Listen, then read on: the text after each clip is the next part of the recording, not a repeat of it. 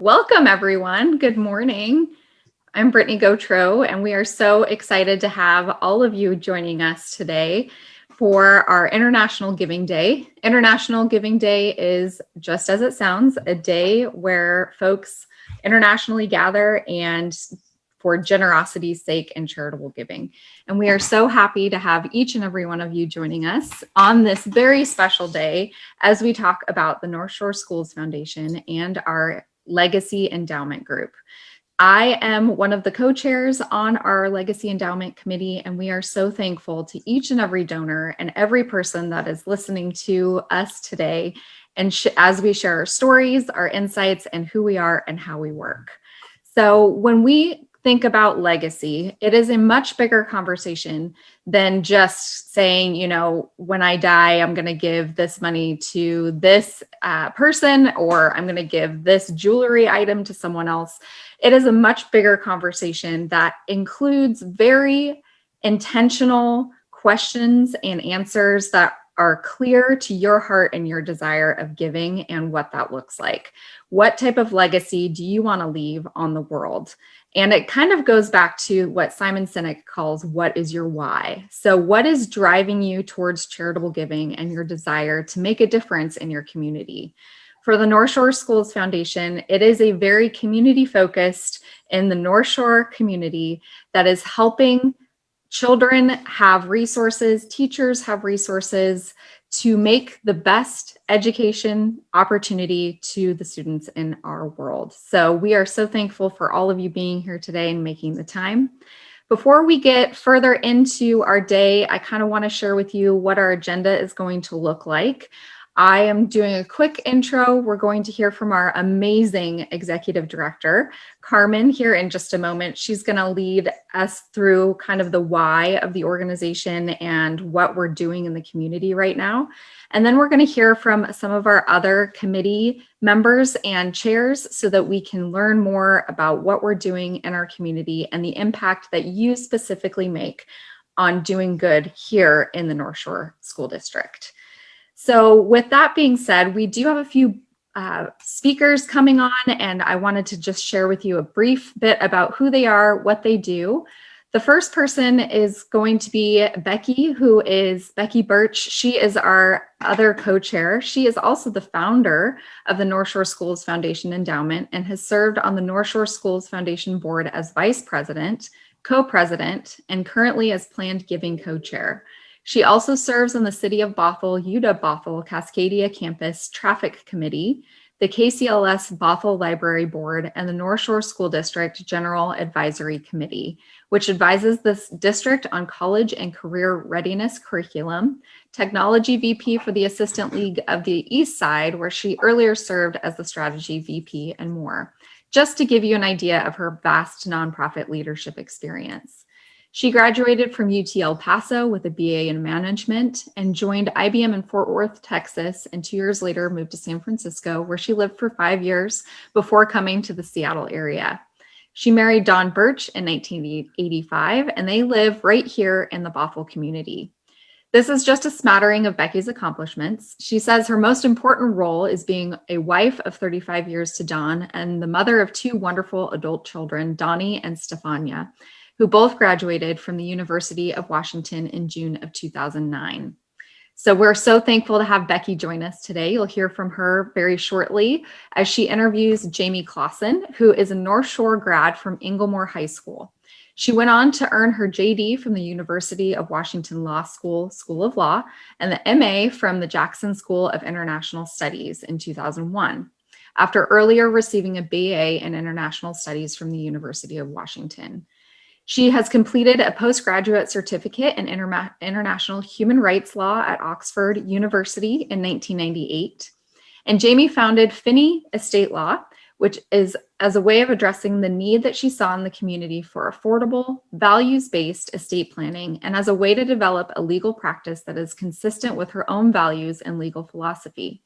Jamie works with her clients to develop their estate plans and heads the firm's probate and dispute resolution practices. As a leader in the alternative dispute resolution community, she acts as a mediator and a collaborative attorney in probates and elder law disputes. You'll learn a little bit more from Jamie in just a little while. And then finally, we will hear from Bernie Tomlis as he speaks with us on how giving and the CARES Act makes an impact with you. He is an attorney and has served the city of Woodinville in several capacities over the years.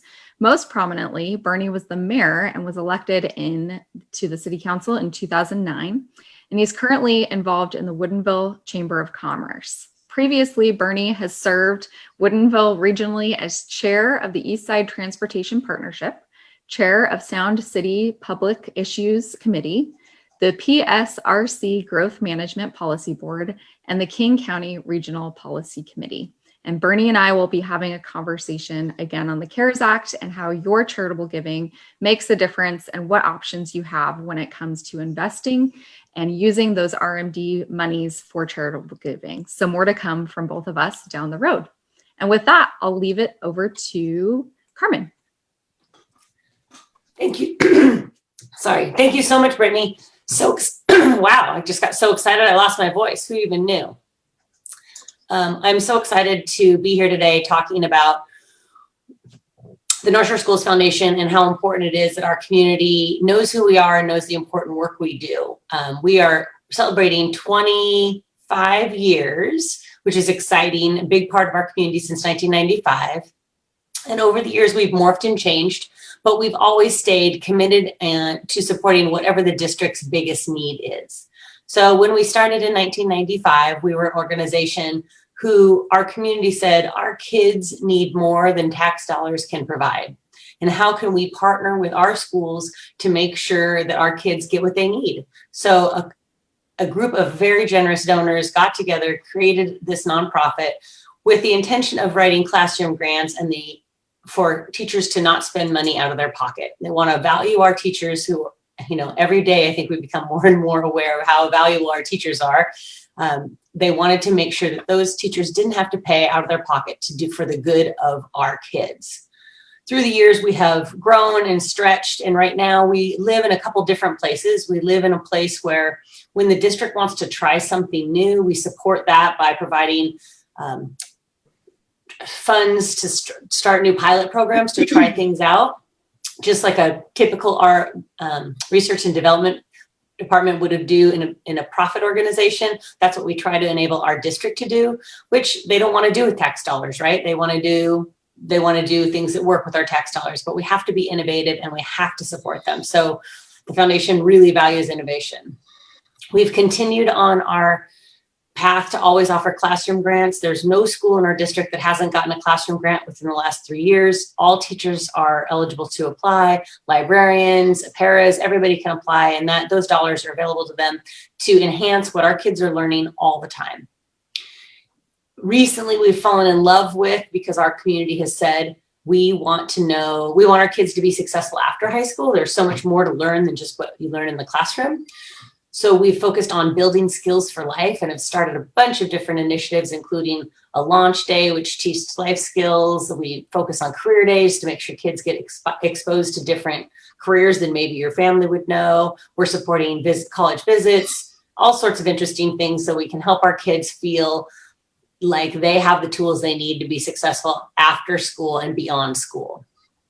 And then most recently, we've also grown into our removing barriers kind of area, which is the place where your tax dollars can't help our individual kids.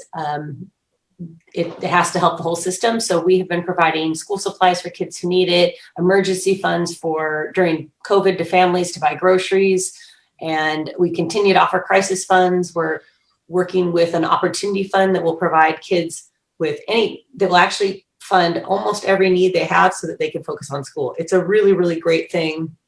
Plus our work in homelessness. It's a lot. We're doing a lot. So our mission is to raise funds and build community partnerships that enhance and inspire learning potential, remove barriers, and build skills for life, thereby amplifying the district's priorities for student and teacher education and excellence. I'm most inspired by our values, which are that we believe that no single organization can do this work alone. We build partnerships with our district teachers, students, and community.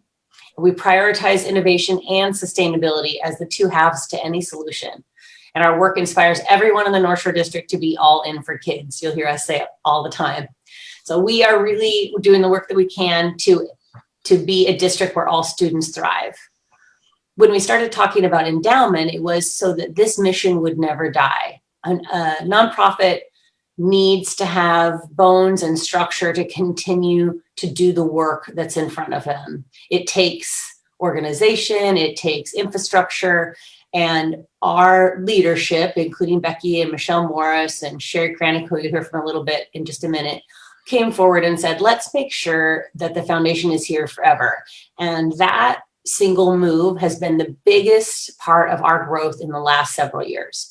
Once we've established this endowment fund, we were able to really start setting some long-term goals. We've grown, well, we grew 50% this last year, which is insane, but a lot of that is because we have an endowment in line for us, and we know that it's going to be there to support us as we grow. We also got really inspired because people care about education, but maybe don't think about that as a way of leaving their legacy. We know that also people somehow think that leaving charitable gifts and legacy gifts are for people who are rich. And many of our community members, we're all just getting by. But there's a lot of things that you'll learn about today that can really help you do what you want to do to support public education and leave the legacy that you want. So I'm very excited about it. Later today, you'll see a little bit about we have a website called northshorelegacy.org, which is built to support you to find the tools you need to support yourself, to make decisions that work for you, that support our legacy. So I am very excited about today. And I think after me, I get to Becky. Are you good? I'm going to introduce Becky Birch for a little bit. So let's have Becky talk. Okay, well, thank you. And I'd like to add my welcome to everyone, and I'm delighted to have you join us today. As you've heard from Brittany and Carmen, I've been around for a while. And in fact, we've been in the Northshore District since 1992, and we moved here from Seattle because of the quality of the school district. And we want to maintain that quality over time.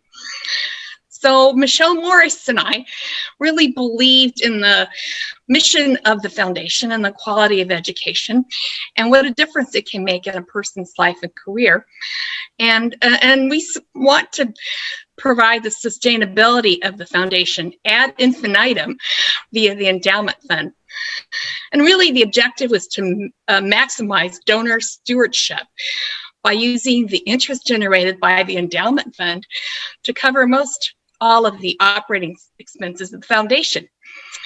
With that, 100% of every other dollar raised would really go directly to our programs that Carmen just talked about that support our students and teachers. So Michelle and I helped craft the website that Carmen alluded to. And while we worked on that website, the Foundation's board set up the endowment fund with seed money from the original founders of the fund. And they also set up a relationship with a reputable professional investment manager, along with a management system of policies for investment strategies that preserve the safety and liquidity of the fund while obtaining a reasonable return, with established guidelines and keen oversight by the finance committee and the board. Michelle and I, plus others, made significant tax-deductible personal financial donations to the fund in honor of our respective parents and families. I've continued to make annual contributions to the fund and even donated a car to the foundation.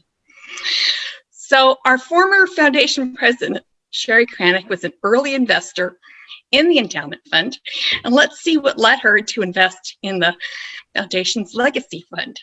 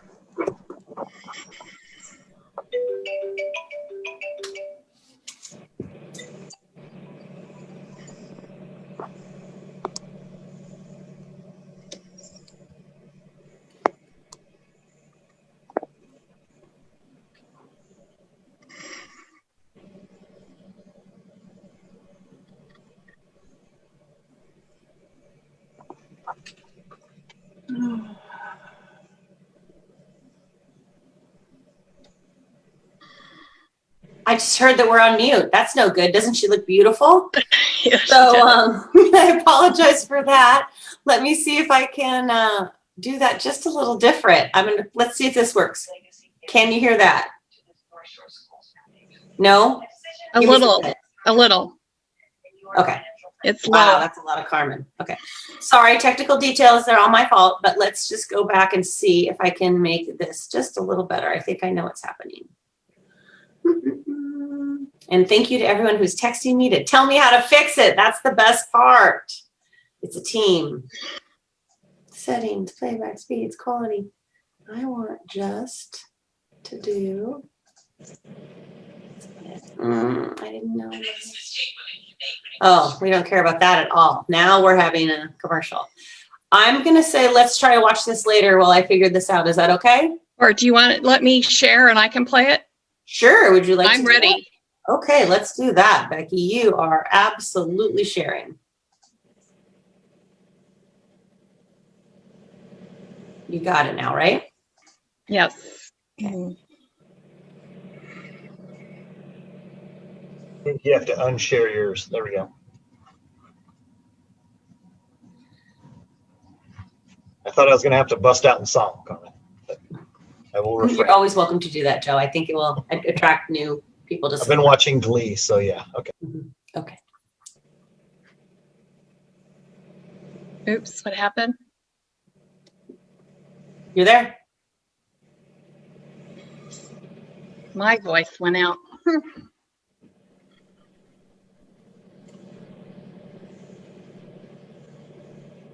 I think those that are sharing screen need to go to the advanced settings and pick enable audio.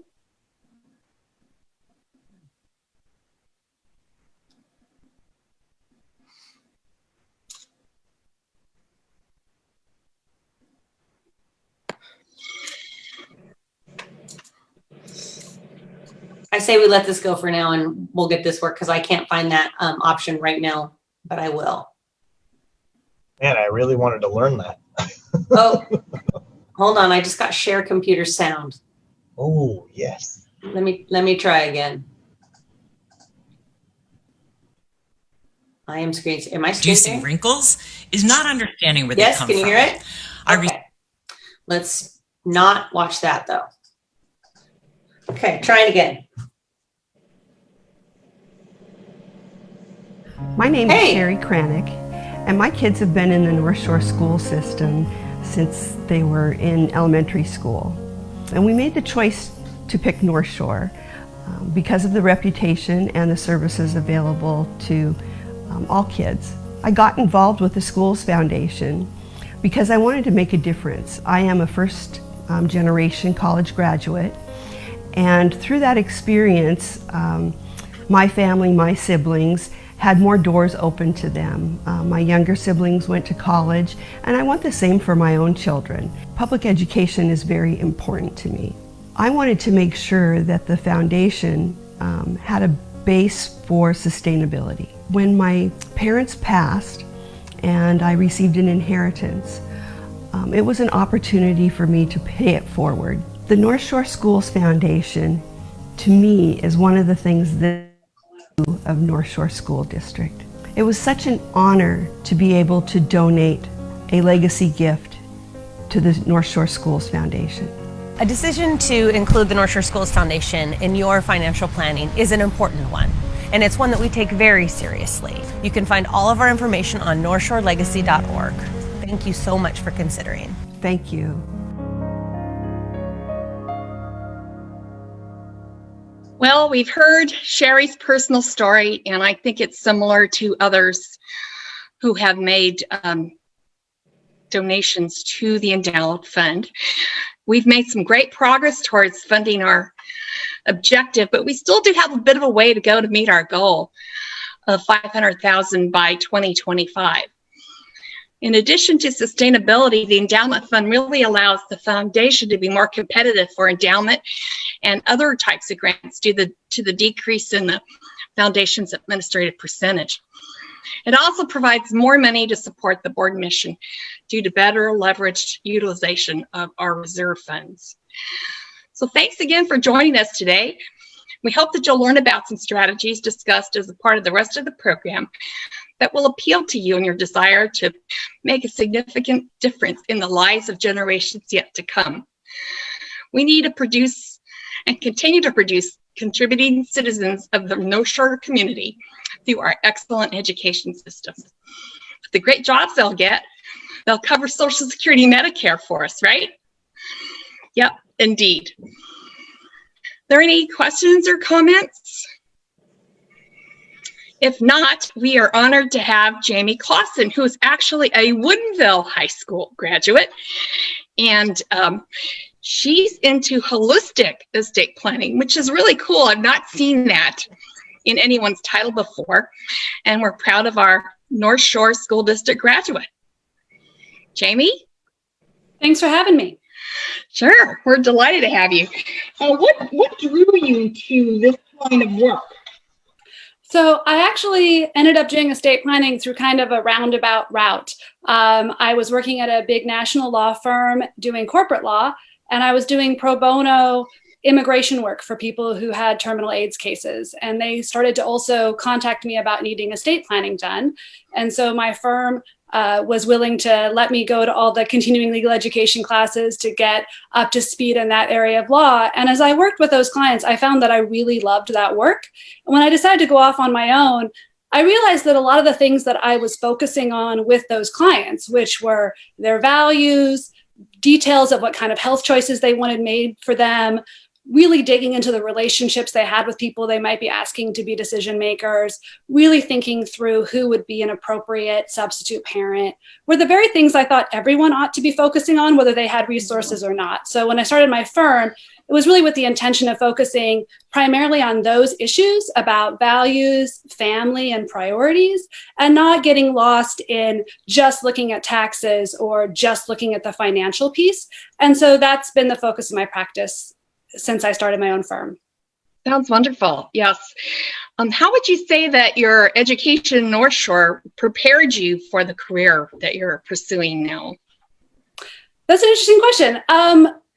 I think I had really excellent teachers in English and language arts throughout my time at Northshore, including the wonderful Helen Frost, who I got to have twice.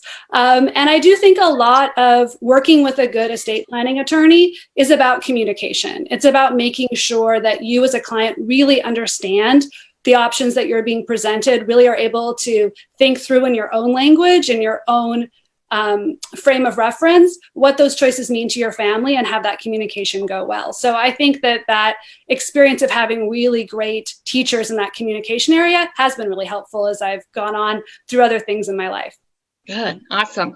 So if I were to think about planning my estate, what sorts of considerations should I have in mind besides the ones you sort of alluded to earlier? Yeah, well, I think from my perspective, the most important things that you want to look at in terms of estate planning are making sure that if you can't make decisions for yourself, that the right people are in charge of making those decisions for you, whether those are healthcare choices or financial choices or health choices for your child. 90% of us go through some period of time where we are alive but unable to make those choices. And so making sure that those people who are selected for those are the right people is really critical. And I'd say second, this priority ought to be making sure that people who are dependent on you, like children or disabled adult children that you're taking care of, disabled siblings you're taking care of, that there's a really robust plan for making sure that they're going to be cared for, including considering things like special needs trusts for disabled beneficiaries, children's trusts for grandkids that you might be financially supporting, so that money is going to get to them appropriately. And then once you kind of have those bones taken care of, I think it's really important to think about how you want to be remembered and what kind of legacy you want to leave. And some of that is obviously taking care of family, taking care of friends, but it also is often making sure that those relationships you have with your community and with organizations that are really important to you are honored as well. Wonderful. Yeah, I'm finding that I've been talking to a lot of my friends recently because of COVID, and it's shocking to find out how few of them really have their act together when it comes to estate planning. I did a little research and I found that among retirees, only 32% have a power of attorney or medical proxy. Only 30% have an advance directive or living will. 28% have a power of attorney for financial decisions. 19% have written and funeral and burial arrangements, and 11% have a trust. So those numbers are not good, right? And I think that's a fairly new phenomenon. The baby boomer generation has not embraced planning for old age in the way that their parents' generation did. And it's actually causing a lot of problems for the court system. When people don't plan for themselves, the court system has to plan for them. So one of the roles I'm sometimes playing is as a court-appointed investigator, deciding among someone's children who's going to be their medical proxy, or sometimes deciding among strangers who's going to be the proxy for someone who doesn't have immediate family. And our court system wasn't really designed to do that for 75% of people. It was designed to do that for those few who fell through the cracks. And so it's really put a lot of burden on the court system and also really delayed those decisions. And that happens most tragically when there are kids involved. So a lot of people don't realize that if a child doesn't have a legal parent and they don't have a will in place, the default for them is foster care until a guardianship process or third-party custody process can go through. And that typically takes 60 to 90 days. And so a lot of what I do with my working day is going out and meeting with kids in those situations who've already been really traumatized and trying to walk them through the really kind of ugly system that we have in place when people don't do that planning. It's part of why I like doing community education like this, is I'd much rather help people facilitate a good, smooth plan or make a good plan than be part of cleaning up the mess that just can't be made right in a deep way once things have gotten that off the track. So I have noticed that COVID does seem to be changing some people's perspective on whether or not they want to confront their mortality. So I'm hoping that's not just a short-term blip and that people will take it seriously. I think a lot of people are afraid that it's going to be depressing and scary. Some of that is true. To make a good plan, you have to project yourself into situations where you're gone or where you're not able to make your own decisions and really imagine all the people in your life trying to fill those roles. That is sad and terrifying. But I also find that people usually at the end of it feel pretty affirmed. It's nice to look at kind of all the assets you've built during your life and imagine how they could be serving your community or serving your family after you're gone. It's kind of nice to know that there's a plan in place and that you've thought things through and that you're leaving that gift for people. So even though I think people come to it with a lot of trepidation, people, I think, after they've gone through the process, really do feel like it was a life-affirming thing to have sort of taken themselves seriously enough and taken their legacy and their family seriously enough to honor them with a good plan. Great. So on that note, how can I make charitable giving a part of my estate plan? I'd really like to help support the foundation and maybe get some tax benefits at the same time if possible. Yeah, so, gifts to nonprofits can be done in wills. They can be done in revocable living trusts, although revocable living trusts aren't necessarily very common in Washington. And they can also be done as direct beneficiaries for things like IRAs. So one of the best tax savings ways is to look at those tax deferred assets like IRAs and to make a nonprofit like the foundation a direct beneficiary, because those taxes are eventually going to have to get paid. And so if you leave it to an individual, they are going to have a relatively short number of years to spread those out and to make those payments. Whereas if you give it to a nonprofit, because they aren't someone who has to pay income taxes, those taxes never get paid. So that's a great sort of bang for your buck approach. You do have to be careful with that though, because how your IRAs match up with the rest of your assets can be something that changes and floats as you start to pay down your IRA. So if you're going to do that, it's a good idea to talk to your attorney about putting some sort of backstop in where you perhaps say that, other family members will be getting more of the assets that are going through your will, depending on how much is going through the IRA. So you want to make sure that you consider that, but that's a good option.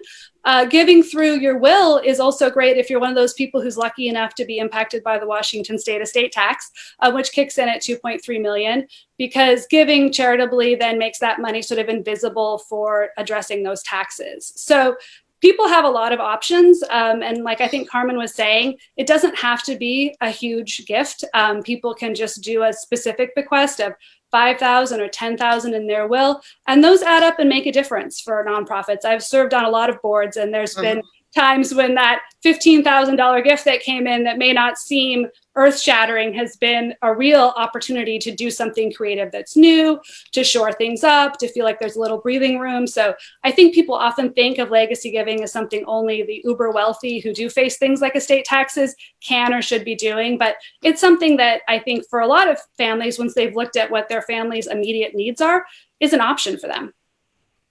Donated stocks too are an option, right? That can help. Yeah. So what are your recommendations for starting and working out my estate plan if I don't have anything in place right now? Yeah, so I would recommend that people work with an attorney. I know that can sound intimidating, but even with some of those online documents that you see, by the time you add up all of the different costs involved in all the documents you need, it's typically not that much more to see an attorney, and it really does make a difference in terms of getting a good plan. In terms of finding an attorney, you should do some research. There used to be really hard to get any information on attorneys. Now they review us like noodle shops on Yelp. So you can find Yelp reviews and Avo reviews, and it's good to take a look. All those things are subjective. Is a 10 greater than a 9.8? Probably not. But a 9's probably better than a 5. And you can also see some customer reviews and how people have enjoyed the experience. I'd also make sure you find someone who's going to do it for a flat fee. You don't want to be looking at the clock as you describe your family or what concerns you have about specific medical treatments. You don't want to be wondering whether or not they're running up the clock as they explain to you the details about why, giving stock while you're alive is a great way to save capital gains, but giving an IRA at death makes more sense. You want to be able to feel like they can talk to you about that. And also find someone who will give you a free half-hour consultation. You want someone, like I said, that you communicate well with, that you find their jokes funny, they get you when you're talking. And so we come in all flavors, from me, who's someone who's very casual and operates out of a house, to people who are downtown and have mahogany desks. You want to find the person that you're going to click with. And most good attorneys will give you a free half-hour consultation to see whether or not there is that click before you have to commit. And I think that's a good idea. I've been surprised how many people tell me that they just went through a plan with somebody they didn't like and didn't understand and were reviewing it 5 years later. There's no need to do that. You should only be working with an attorney who feels like a good fit. What's the range of fees a person might expect to pay for setting up a comprehensive estate plan? Yeah, for an individual who doesn't have a taxable estate, so who's not over that $3 million, you're probably looking at somewhere between $800 and $1,200 to set up an estate. Couples are going to be not quite double that. And then people who have taxable estates have significantly more than 2.3 million, might be looking at something more like $2,100. There are a lot of people who will sell more expensive plans than that. Sometimes those are revocable living trust based. Those aren't really necessary in Washington. We have the second cheapest probate in the country. So you don't need to, and this can maybe be a relieving thing for people, you don't need to create some artificial entity that runs all of your accounts and assets in order to have done a good plan. You just need to have made solid decisions about who you want in different roles and how you want your assets distributed. And that can be done in a will for that sort of relatively reasonable price range. Okay, thanks. So are there any other items that you think we should let our audience know about? Well, so one mistake I do see a lot of new retirees do is they're really excited about their grandkids, and so they want to give gifts to their grandkids, and they don't think about the fact that those grandkids are minors. And so if you are going to give a gift to a minor, whether that's making them a beneficiary on an account or giving them something in your will, you do need to think about what adult is going to be in charge of that money until they're old enough to take care of it themselves. That doesn't have to be as robust as a full trust, especially if it's not a huge gift, but it does need to be addressed. Otherwise, a lot of money gets wasted fixing those kind of problems. And especially if it's a disabled child, you really want to make sure that you're talking to the parents and finding out what they're doing in terms of special needs trusts and planning, so that your planning is supporting that and not undermining it. Yeah, you want to make sure you don't give an 18-year-old a whole bunch of money that they're going to run through very quickly. Yeah, I've known friends who've had that situation. Yeah.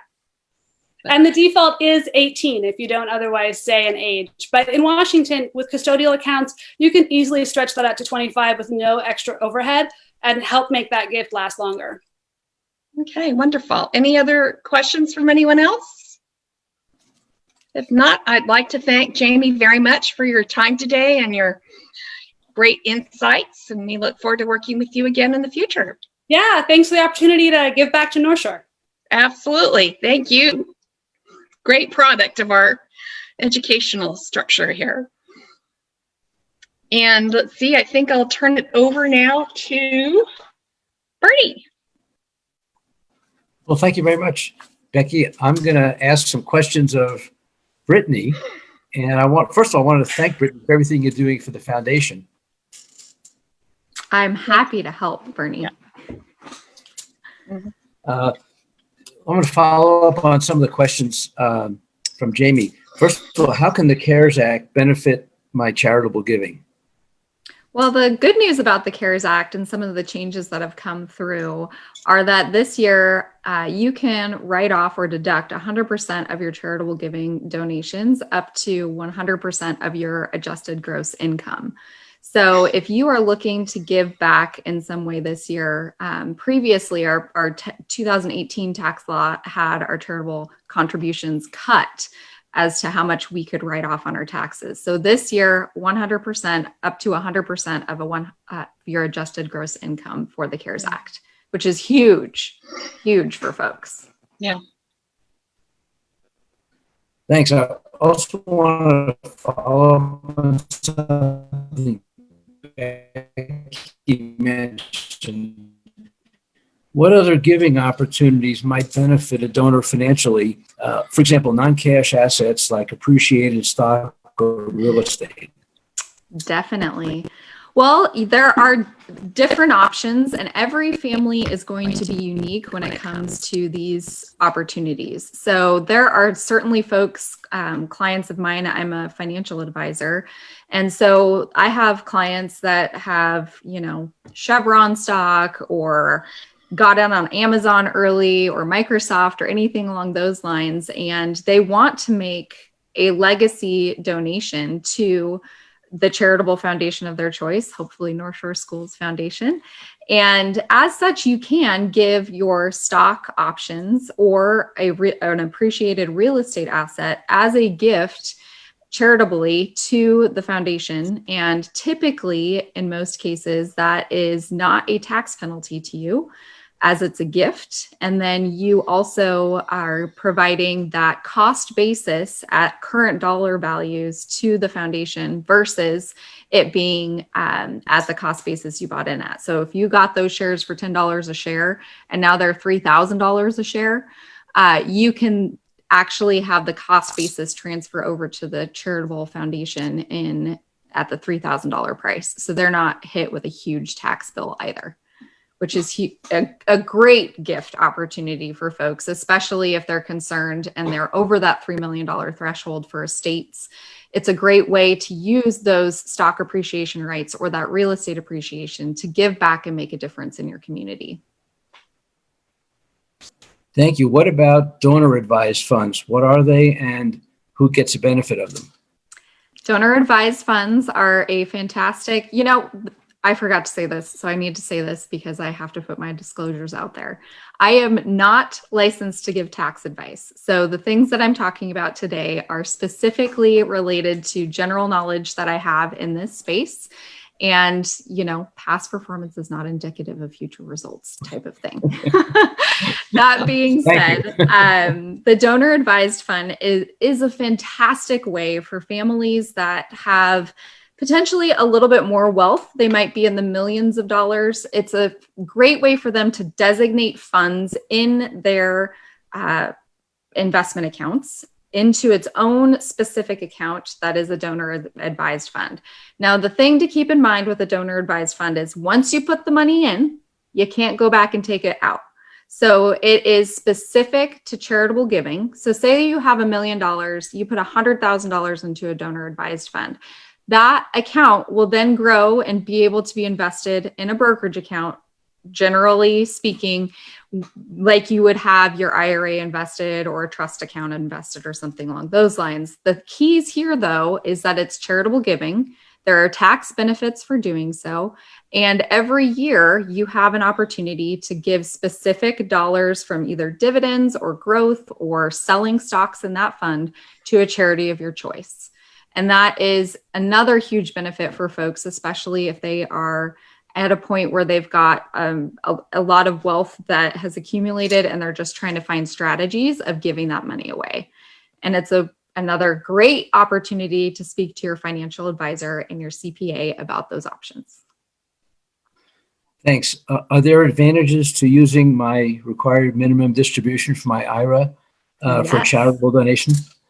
Yes, you can give up to $100,000 of your required minimum distribution without there being income tax implications on that IRA distribution. It is something that everybody, once you turn a certain age, it's going to be changing here soon, but around the age of 71 and a half, 72, you are going to be forced to take money out of your IRA or your 401k or anything that you have had built for retirement. And those monies typically are taxed for income purposes because the IRS is always going to make sure that they have their taxes. Now, the RMD, up to $100,000 of it, again, can be given to a charitable organization and make a huge impact in your community, especially if the RMD money is not I have clients that are like, I don't even need the money. What do I do with it? That's the perfect opportunity to find something in your community that speaks to you, like the Northshore Schools Foundation, to just give them a check and feel really good about the impact you're having locally. And you get another tax benefit. So does it have to roll in directly from the entity to the foundation? Typically, yes, it has to go directly from your brokerage account to the charity of choice. Okay, thank you. Mm-hmm. Thanks. Brittany, what's important to consider from a financial perspective when deciding how to make a charitable gift? Well, the biggest thing is making sure you know what you're doing. So if you are unsure or have any hesitancy when it comes to giving a large gift or the tax law that goes along with any of this, it is really important that you speak to your financial advisor or your CPA and have a very deep conversation to understand the implications to your specific financial situation. So everyone is different. Everyone has a different threshold of their charitable giving, and having the advice of somebody that specializes in this and lives and breathes it is going to make the difference of you paying a huge tax bill or not. Thank you very much. Talk to your trusted advisor. Yeah, any final words or comments? The only final thing I would say is part of this conversation is definitely a self-reflection of what's important for you to give back and the ways we're trying to offer you the ways that you can do that. So if you even need to kind of go through a questionnaire of sorts of getting you to that point of what is important to you, why it's important to you, what your value system is, I have this questionnaire that I take my clients through that I would be happy to share with anyone. And it really is creating a family value system, mission, and vision so that you can understand what your legacy is and what's important to you and reframe your decisions to make sure that you are on board with those. So your important organizations, your important family members, everything is in one place and you see it every day. So I'd be happy to share that with anybody if they're interested. Thank you, Brittany. Carmen, back to you. Wow, you guys, this is so cool. I really appreciate hearing from everybody. We didn't give Brittany her amazing intro, so I encourage you to check her out at Clarity Financial. Is that the right last word? Clarity? I know it's Clarity. ClarityCapitalLLC.com is my website. You can find her all there. She's delightful and lives her talk with her commitment to, living your why and making sure you're on target. And she's one of my favorite leaders for that. I feel like she keeps me on target and I don't mess that up. It's very wonderful. I am going to actually turn this over to Anna and have her talk us through the website. Does that sound all right, Anna? Are you ready? I'm ready. Thank you, Carmen. Okay. Are you going to pull up the website or should I? I have it up, but who knows? But let me share it right now and then you can see if that works for you, and you can tell me what to do. As you can tell, I'm very technologically amazing. There you go. Okay, here it's up. Great, thank you. So our website for the endowment and for legacy giving is different than the foundation website, but it's pretty simple to remember. You'll notice up at the top here, it says northshorelegacy.org, and it'll take you right there. And when you come to the website, what is interesting is that right away, you'll be able to learn a lot of information about different ways to give. You've got some ideas today.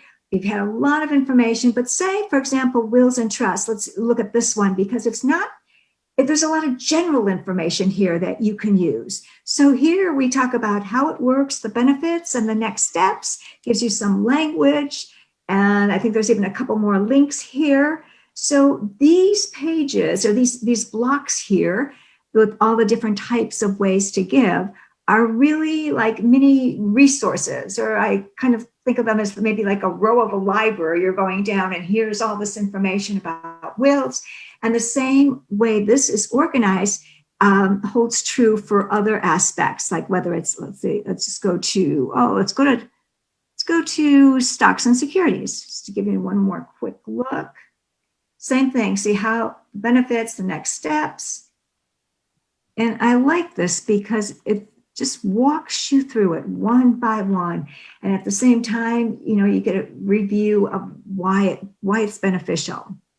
Then getting back to this, after you take a look at that, you'll see up at the top of the website, when we go to the second section here, it talks about why a legacy gift is important, and then how it's important to us as a foundation, our pledge of how we're going to steward it to you. And then the next one goes to where to start. And this is some general information. Life stage planning is really interesting. It talks about like when you're around 50 years old, what you should start thinking about. Well, actually even under 50. And then as you start to near that 60, what to think about. And kind of takes you through those different stages. And all of our speakers have alluded to that, to the importance of it and to having these discussions. And I think that the moral of this is, in a way, you can't start too early as to thinking about what is your why in life and how can you make that live on and be a reality and really accomplish that why in your life. And then going back up to the top here, the next one is how to give. There's all these different ways to give again. So you can get there two ways. You can drop straight in from the home page or find it in the list. And then how to designate your gift, because oftentimes it's so important to make your gift, but you may want to make it in memory of someone. Maybe it's in memory of your partner who's been a teacher, or maybe it's just in memory of someone who always loved kids. So there's a way to designate your gift. And when we designate those gifts, we also include a memorial page for that, which talks about the different memorials that we have. And then finally, there's a little contact button. So you can always get in touch with us if you have additional questions. And we're happy to give you any assistance. Again, we don't provide any tax advice at all. And we basically just tell you what these options are and help and encourage you to talk to your financial advisor or tax planner. But we're always here to give you this information or give you more information and just talk about more of what the foundation does and our goals in trying to reach this $500,000 goal of the endowment, so that every subsequent gift we have goes directly into programs for our students. And this kind of ensures the sustainability of the foundation. So that's the website. If you have any questions, you can ask them now, or you can send them through, or just take a look. It's so much good information. Back to you, Carmen. Okay. Well, this is the question and answer section. And we're watching online on Facebook. We've got a couple people on, Joan and Susan and Aaron. I see you. Do you have any questions, or anybody here in the audience that's on the Zoom call that might have a question?